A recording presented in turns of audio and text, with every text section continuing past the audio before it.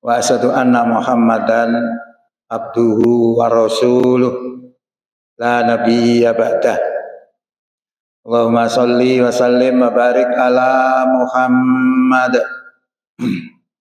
wa ala alihi wa sahbihi wa sallim ajma'in, amma ba'du. Hadirin Bapak Ibu jamaah Masjid Al-Hidayah rahimakumullah.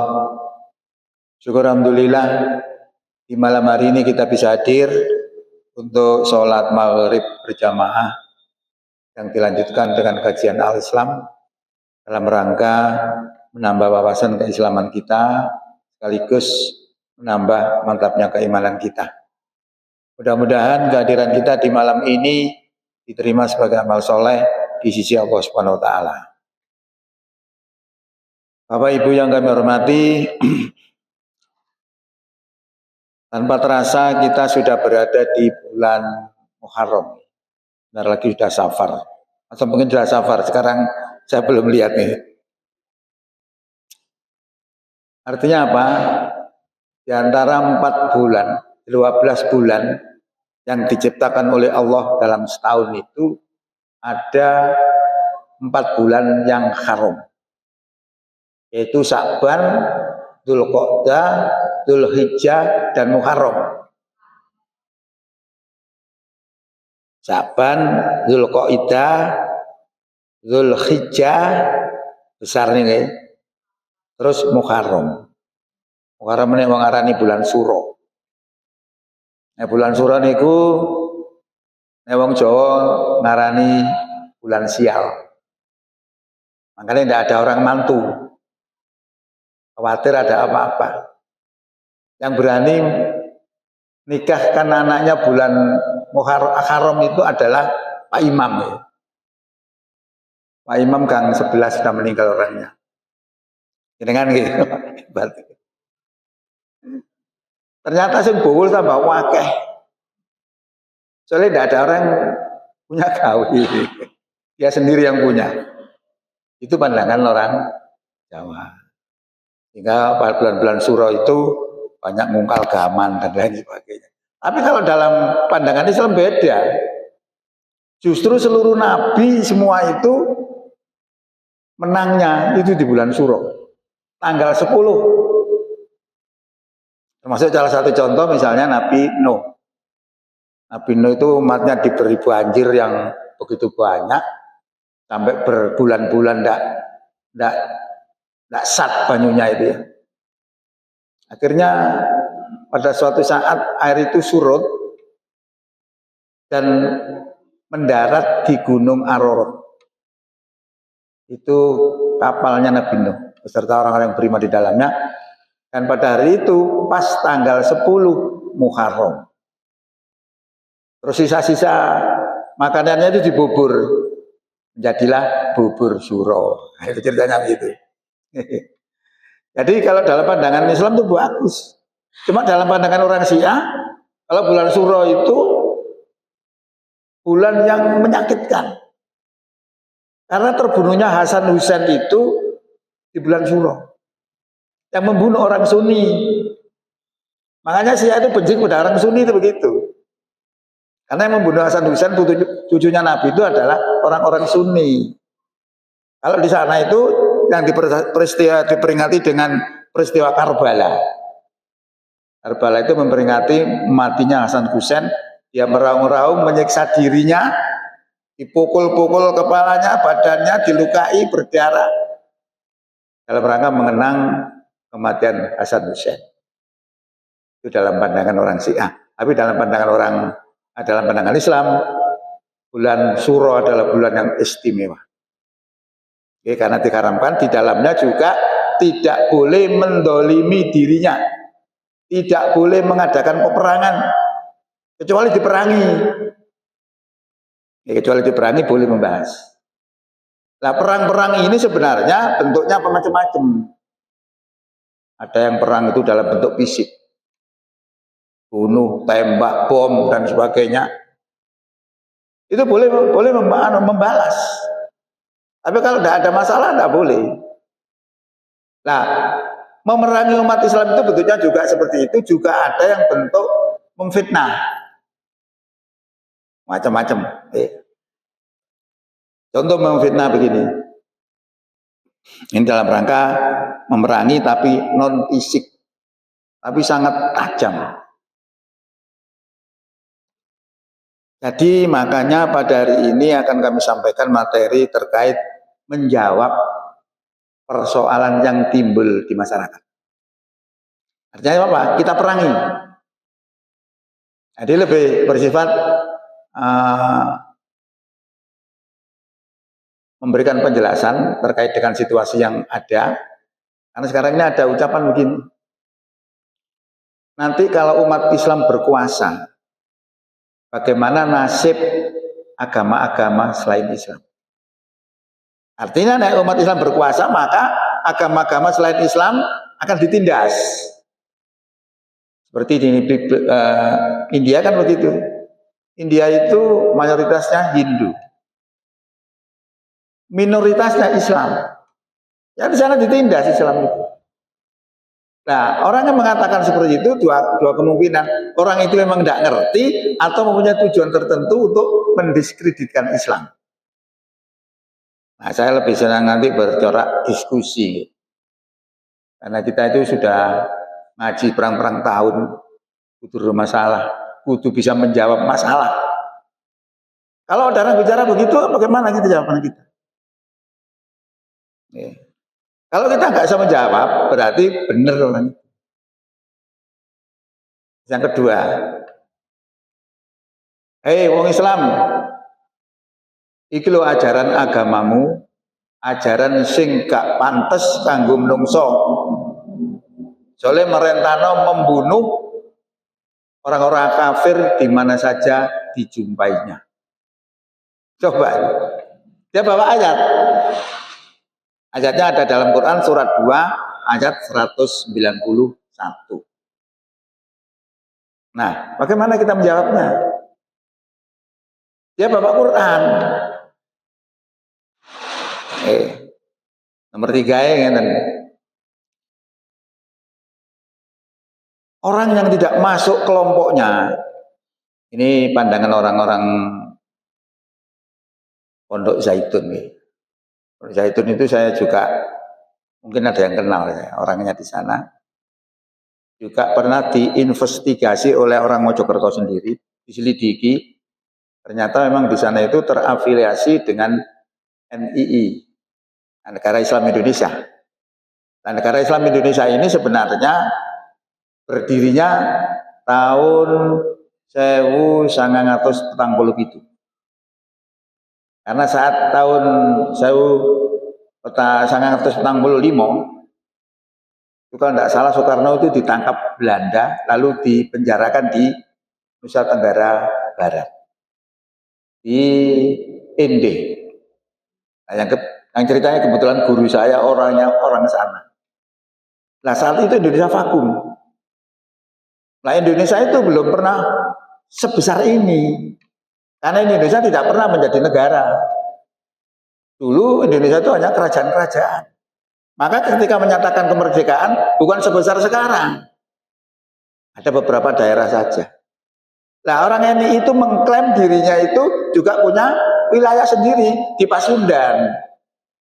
Maka dia memproklamirkan dirinya 1947. Dan itu sudah ada di PBB. Maka kalau dia memberontak tidak mau dia.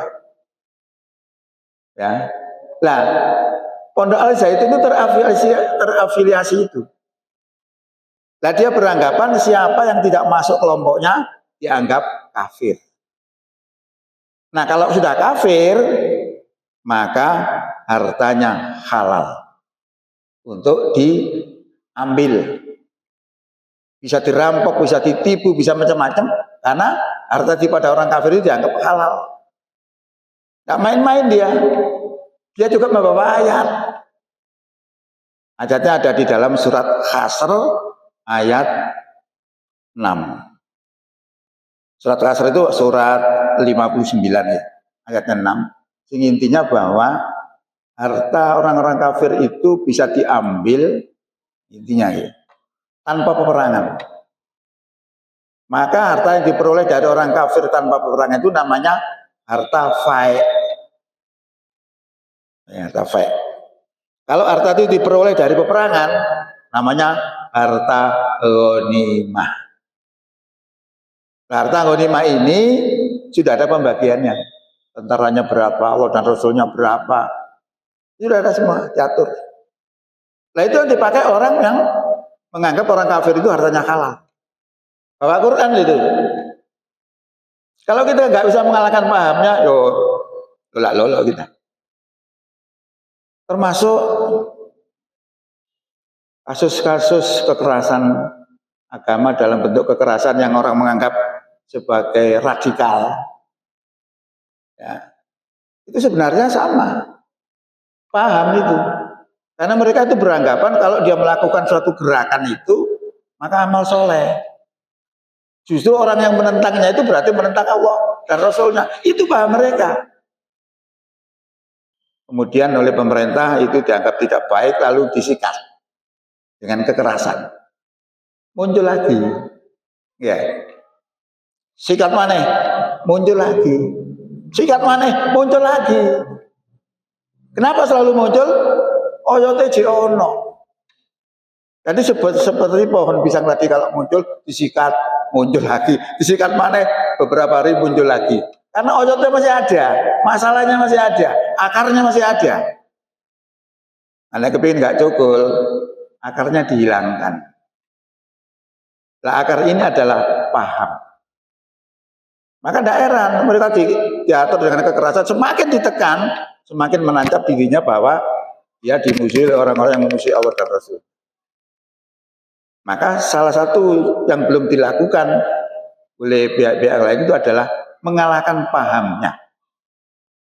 Lalu makanya gini berat itu. Ya. Kalau bisa mengalahkan pahamnya, selesai. Nah makanya kajian ini adalah kajian apa namanya? Diskusi ini. Oke, saya jelaskan satu persatu kalau nanti waktunya nanti karena itu ya sudah tak cukupnya. Tadi pertama, kalau umat Islam ini menang, maka bagaimana nasib agama-agama yang lain? Dia menganggap bahwa agama lain akan tertindas. Padahal tidak seperti itu. Maka saya katakan tadi itu, orang itu tidak mengerti, bisa juga tidak mengerti, bisa juga memang menyerang Islam untuk mendiskreditkan Islam. Karena Islam itu tidak memaksa seseorang untuk masuk Islam. La ikraha fiddin. Tidak ada paksaan dalam agama. Kalau tidak dipaksa, loh kenapa harus ditekankan? Tidak. Inilah bentuk toleransi Islam. Jadi Islam itu sebenarnya tidak perlu diajari toleransi. Nah selama ini orang mencurigai Islam itu seakan-akan nggak bisa toleransi. Ajaran Islam sangat toleransi. Cuma toleransinya beda dengan toleransi yang dipahami oleh umum. Kalau umum itu menggunakan dasar saling menghormati. Kalau saling menghormati, maka ketika terjadi Natal, ikut nimbrung ke gereja untuk menghormati. Ikutlah ritual mereka. Padahal Allah sudah menyampaikan terkait dengan hal semacam itu, karena zaman Nabi sudah ada tawaran untuk toleransi. Muhammad, ayo toleransi, kalau bahasa kita itu begitu. Sehari saya tak menyembah Tuhanmu, sehari kemudian kamu menyembah Tuhanku. Tadi saling menghormati. Turunlah ayat. Qul ya ayyuhal kafirun. Katakan Muhammad, wahai orang kafir. La a'budu ma ta'budun. Aku tidak menyembah apa yang kamu sembah. Dan kamu bukan penyembah apa yang aku sembah. Sebaliknya begitu. Akhirnya terakhir, lakum dinukum waliyadi. Bagiku agamaku, bagimu agamamu. Jadi toleransi dalam bentuk ubudiyah dilarang. Kalau yang lain boleh. Transaksi boleh. Kalau ubudiyah tidak dibolehkan. Nah ini orang-orang yang tidak bisa melihat karena dia menganggap saling menghormati, padahal bukan saling menghormati, tapi saling tidak mengganggu. Coba ini. Kalau kita tidak saling mengganggu, tidak ada masalah. Kenapa kita harus pergi ikut Natalan ke gereja misalnya, ikut ritualnya? Tidak perlu. Ya, pokoknya tidak mengganggu kan aman sudah. Karena Islam tidak memaksa. Barang siapa kafir silakan kafir. Barang siapa beriman silakan beriman. Ini ajaran Islam. Nah, bagaimana dengan hubungan dengan non-muslim? Nah, hubungan dengan non-muslim kita bisa melihat Quran dalam Quran surat 60 ayat 8. La yanhaakumullahu 'anil ladzina lam yuqatilukum fid-dini wa lam yukhrijukum min diyarihim antabarruhum wa tuqsitu ilaihim innallaha yuhibbul muqsitin. Sesungguhnya Allah tidak melarang kamu untuk berbuat baik dan berlaku adil kepada orang-orang kafir yang tidak memerangi kamu karena agama dan tidak mengusir kamu dari kampung halamannya. Sesungguhnya Allah cinta kepada orang yang berbuat adil. Tidak apa-apa. Itu kalau kafirnya pasif. Tapi kalau kafirnya aktif, yang suka memprovokasi, memfitnah, mendiskreditkan, itu beda lagi. Allah berikan rambu-rambu dalam ayat berikutnya. Ya. Sesungguhnya Allah hanya melarang, innallaha yanha, sesungguhnya Allah hanya melarang kamu terhadap orang-orang kafir yang memerangi kamu karena agama dan mengusir kamu dari kampung halaman. Itu yang dilarang oleh Allah dijadikan teman. Berarti kafir itu ada dua. Kafir pasif dan kafir aktif. Kafir pasif ini adalah kafir yang tidak mengganggu umat Islam, tapi kafir aktif sangat mengganggu umat Islam. Nah ini orang pondok Zaitun tadi tidak bisa bedakan itu. Pokoknya kafir sikat. Padahal kafir ada dua. Nah kafir yang pasif ini memiliki hak yang sama dengan orang-orang beriman lainnya. Makanya ketika Nabi kita menjadi pimpinan di Madinah, itu jangan dikira penduduknya kok iman semua, tidak. Ya, ada orang beriman, ada orang Yahudi, ada orang Nasrani, ada orang-orang kafir yang lainnya. Tapi tetap kendali dipegang oleh Nabi Muhammad. Contohnya sudah ada. Maka ketika umat Islam berkuasa, tidak ada masalah dengan agama-agama yang lain. Kan begitu jawabnya. Nah ini kalau tidak kita counter, tidak kita lawan, itu akan menyerang semua kepada umat Islam yang umat Islam belum memahami, akhirnya membenarkan tudingan mereka. Ini namanya penyerangan, cuma dalam bentuk bom, bentuk omongan. Ya, itu adalah jawaban kalau orang itu umat Islam untuk berkuasa, lalu bagaimana agama-agama yang lain? Tidak ada masalah. Oh, ini jawaban terkait dengan yang pertama. Ini.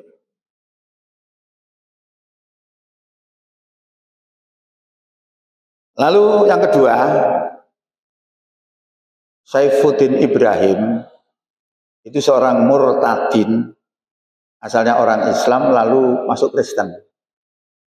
Ya mungkin karena perut, Allah alam nggak tahu. Tapi yang saya lihat orang-orang yang dari Islam masuk ke agama lain selalu dipengaruhi oleh kondisi perut. Tapi kalau orang non-muslim masuk Islam karena pengetahuannya. Itu sejarah membuktikan seperti itu. Nah, Saifuddin Ibrahim ini tadi mengatakan seperti itu. Ini loh ajaran Islam, ajaran yang tidak pantas untuk kemanusiaan karena mengajarkan kekerasan, mengajarkan teroris, mengajarkan radikal. Ya bawa ayat. Surat 2 ayat 191. Nah ini bagaimana jawabnya? Dia bawa ayat itu, berarti kita harus bisa mengalahkan ayat itu. Harus bisa menjelaskan ayat itu. Ini penting sekali untuk disebarkan karena sekarang ini banyak serangan-serangan model begitu. Banyak sekali. Itu selalu saya catat. Gitu. Jangan mencampur adukan agama dengan politik. Jangan bicara politik di masjid. Politik itu kotor dan sebagainya dan sebagainya. Itu tendensi semua. Penyerangan-penyerangan. Nah, kembali kepada masalah itu tadi, bahwa agama Islam dikatakan sebagai agama yang tidak pantas untuk manusia, maka saya beritahukan bahwa Saifuddin Ibrahim jelas tidak memahami Islam. Karena begini, dalam ajaran Islam itu memang ada dua. Pertama, ayat-ayat yang coraknya moderat. Dan yang kedua, bercorak radikal. Kedua-duanya ini dilakukan oleh Nabi. Apalagi kalau sekarang itu ada namanya moderasi agama. Supaya orang tidak melakukan kekerasan, tapi yang moderat. Hakikatnya seperti itu adalah mengimani sebagian isi kitab dan mengkufuri sebagian yang lainnya. Karena menolak yang keras. Sebenarnya kekerasan itu juga diperlukan juga tidak, tergantung konteks. Kalau zamannya Belanda, zaman perang dulu, karena orang radikal, karena sing wani nglawan Londo. Adelo gudok, so 500 tahun barang dijajah. Dibutuhkan orang-orang begitu. Konteksnya lihat. Nah, saya butuh Ibrahim tadi tidak memahami, dikira dia setiap ayat itu mesti dilakukan. Belum tentu. Nah, kasih contoh sekarang. Orang mencuri itu hukumnya dipotong tangannya. Mencuri dibagi dua lagi. Ada mencuri profesional, ada mencuri karena paceklik. Kalau profesional hukumnya potong tangan, ya paceklik. Karena sing dipangan ekonomi umangel, mangan tok gak iso, nyolong. Nyolongan seperti ini masih dimaafkan. Tapi yang profesional itu dipotong tangannya. Nah, dipotong tangannya itu merupakan ilah sebab hukum itu berlaku.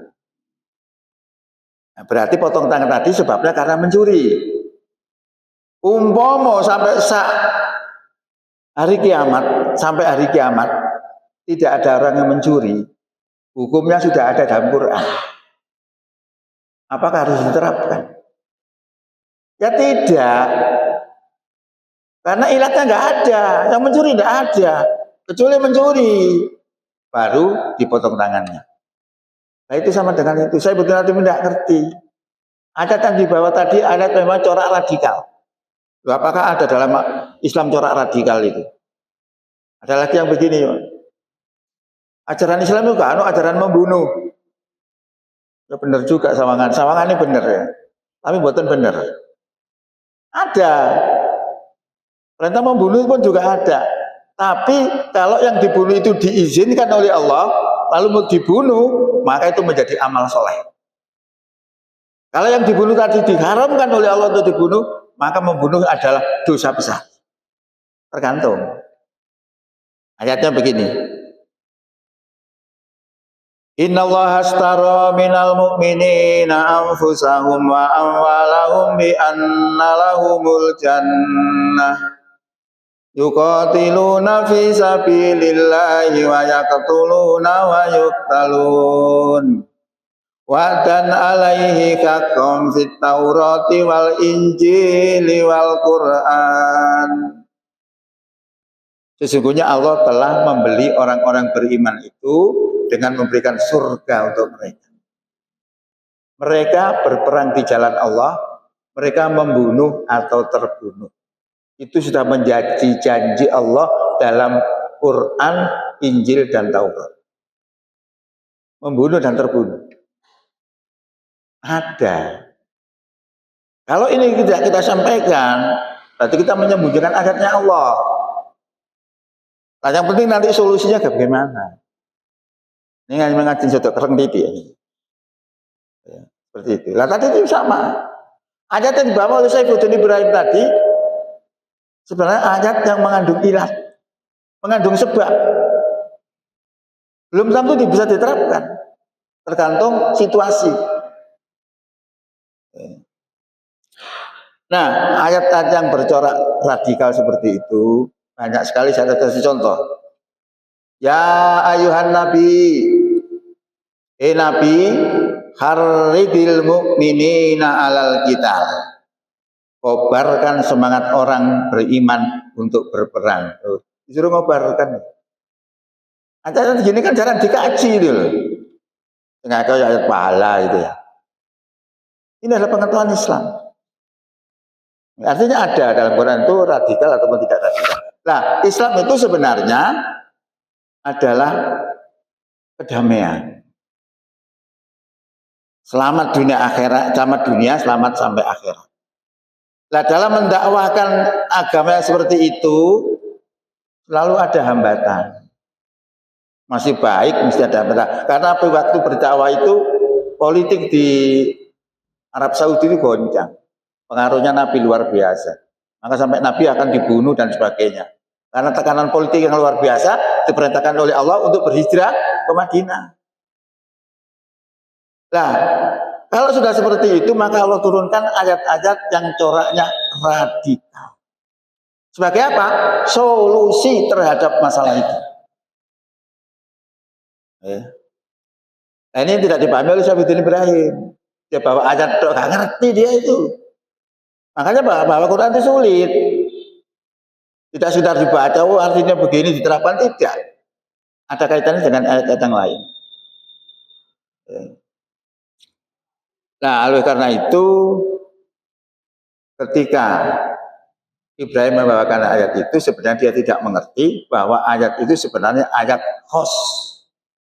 Ayat khos itu ayat khusus sebagai solusi terhadap masalah yang dihadapi oleh Islam. Apa masalah yang dihadapi oleh Islam? Didolimi.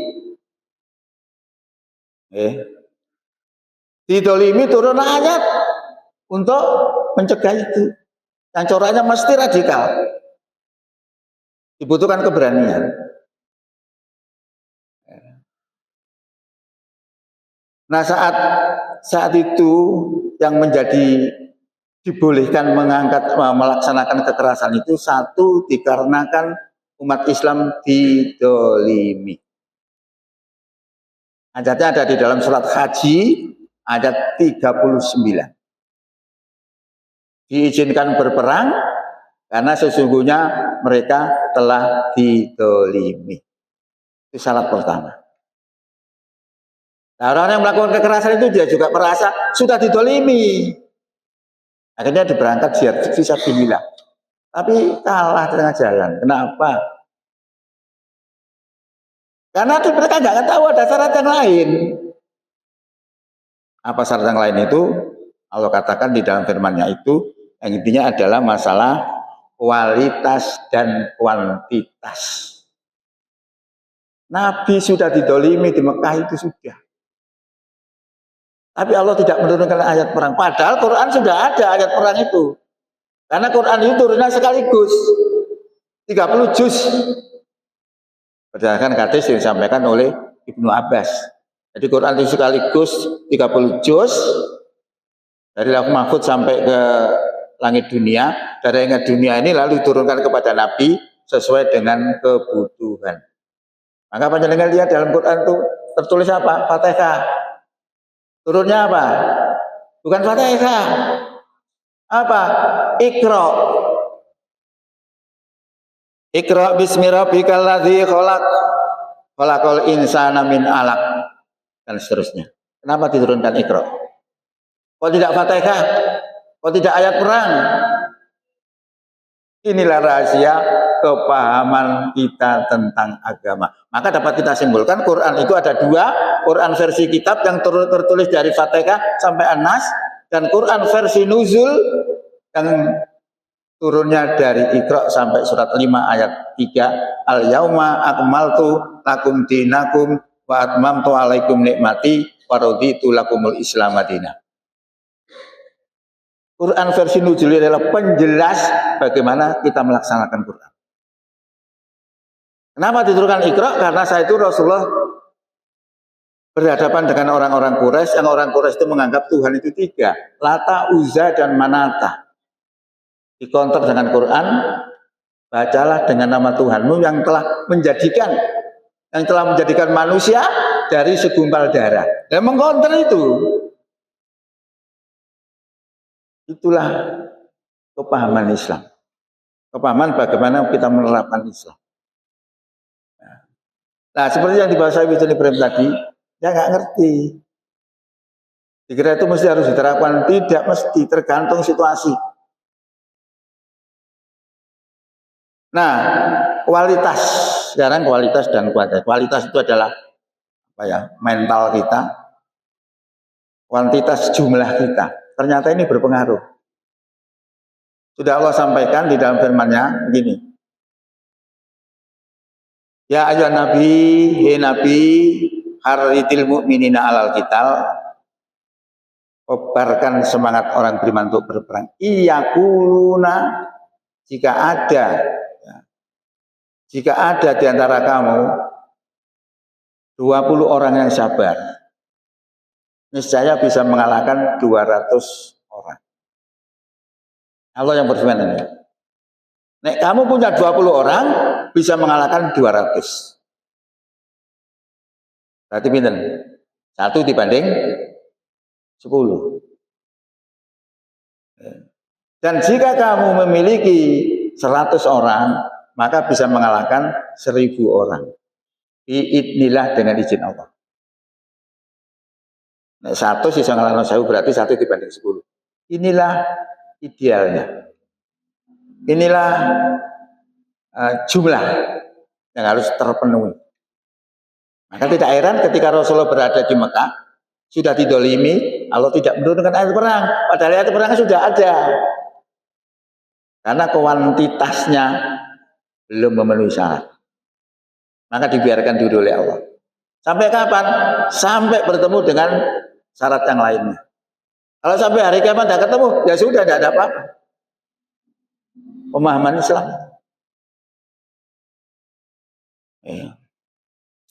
Nah, kemudian Allah itu melihat bahwa kita itu termasuk orang yang lemah. Al-ana khafafallahu ankum wa alima ana fikum dha'fa. Allah mengerti bahwa kamu itu ada kelemahan. Lalu diturunkan oleh Allah grade-nya. Kalau kita punya 100 orang, seharusnya bisa mengalahkan 1000 orang, maka hanya bisa mengalahkan 200 orang. Jika kita memiliki 1000 orang, maka hanya bisa mengalahkan 2000 orang. Berarti 1 dibanding 2. Ini kalau kita lemah. Maka panjenengan lihat, perang pertama yang dilakukan oleh Islam adalah perang Badar. Perang Badar itu jumlah kaum muslimin berapa? 313. Melawan orang kafir jumlahnya 1000.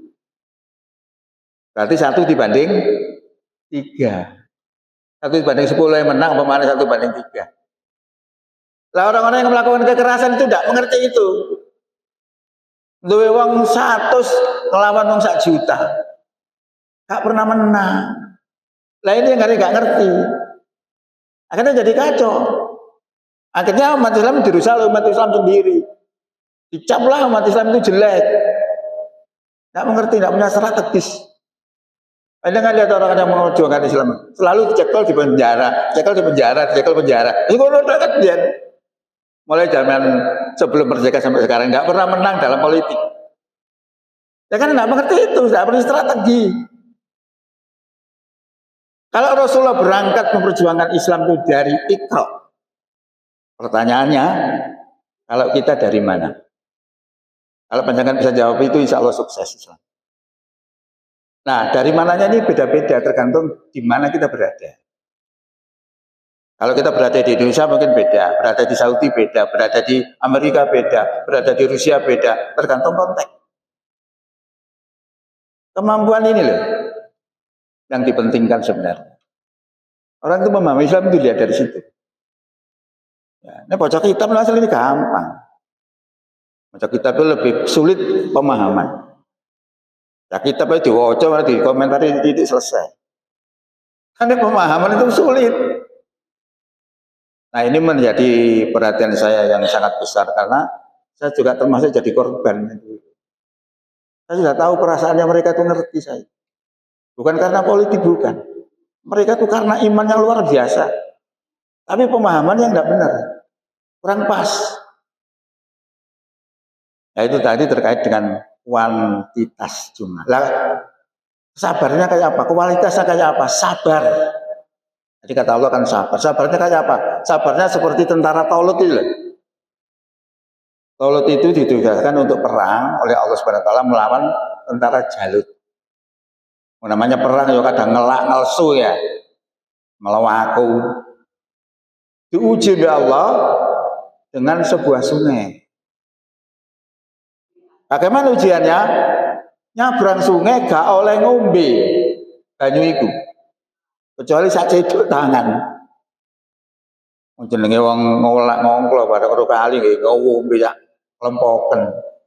Kok pinggir tangke sing sisihe lemes sama gak kuat. Padha kali sampe nek poso niku ya. Wes bau kok sing akeh banyu, lemes marane gak kuat traweh. Nanti makan itu cukup sedang. Nah, sing gak cukup tadi, sing melanggar tadi itu tidak kuat. Terus yang patuh juga ada, tapi tidak banyak. Nah, sing patuh tadi ngombene cuma seciti, itu masih kuat, sehingga dia tetap berjalan untuk melawan tentara Jalut. Akhirnya apa yang terjadi? Menang. Sehingga digambarkan oleh Allah begini: Kam min fi'atin qalilatin ghalabat katsiratan bitillah. Berapa banyak kelompok yang sedikit bisa mengalahkan kelompok yang besar bitillah dengan izin Allah. Itulah gambaran-gambaran kualitas. Nah kalau kita sudah seperti itu, insya Allah. Karena kemenangan itu bukan dari kepintaran kita, bukan dari jumlah kita sebenarnya. Itu pertolongan Allah. Allah akan pertolongan kepada orang yang beriman. Orang beriman harus patuh taat. Innama kana qaulal mu'minina idza du'u ilallahi wa rasulihi liyahkuma bainahum ayaqulu sami'na wa ata'na. Sesungguhnya ucapan orang beriman apabila diperintahkan oleh Allah, disuruh oleh Allah untuk menghukumi antara mereka, ucapannya adalah kami dengar dan kami taat. Artinya gadek ngenyang. Kualitas ini. Ya, memang jadi kualitas yang hebat. Kalau kita hebat insya Allah berikan pertolongan. Jadi semua itu pertolongan itu akan turun kalau ada orang beriman. Nah ini gambaran-gambaran bagaimana. Ayo saya tambah ini. Kurang benar nih. Kurang 3 menit. Berarti selesai nih. Si panjang aja nih. Betul apa? Jadi intinya begini. Saya sampaikan ini sebenarnya supaya kita itu enggak buta-buta amat nih. Sekarang ini banyak penyerangan-penyerangan model omongan. Banyak sekali. Nah itu kalau ada WA omongan tak nyalet, oh ini bahaya, ini bahaya. Sampai ada video, sampai sekarang saya simpan. Ngawal-ngawal Nabi Muhammad itu perampok dan sebagainya. Tak simpan, tidak saya sharekan. Saya di-sharekan anak mereka. Saya simpan aja nanti sebagai bukti gitu loh, kelakuan. Tapi belum saatnya. Tapi tidak saya sharekan, karena saya sharekan yang senang mereka. Itu alat-alat untuk menghancurkan Islam. Nah, makanya diperlukan pengetahuan-pengetahuan supaya kita itu tidak manut saja. Paling tidak kita bisa mengerti dan kalau bisa mendakwai mereka bahwa tidak seperti itu. Islam itu adalah hebat. Nah, jadi apa yang kami sampaikan karena waktunya tidak cukup ya. Kalau kita lain kali kita sambung lagi dengan pertanyaan-pertanyaan yang lain yang timbul di masyarakat, kita komentari, kita berikan penjelasan dan sebagainya. Ini sekaligus untuk berdakwah kita kepada mereka. Ya, ini kalau tidak diberi peperangan begitu, tidak diserang begitu, mereka semakin luar biasa. Okay. Saya kira itu karena sudah waktunya mepet. Kami akhiri. Bila taufik wal hidayah. Assalamualaikum warahmatullahi wabarakatuh.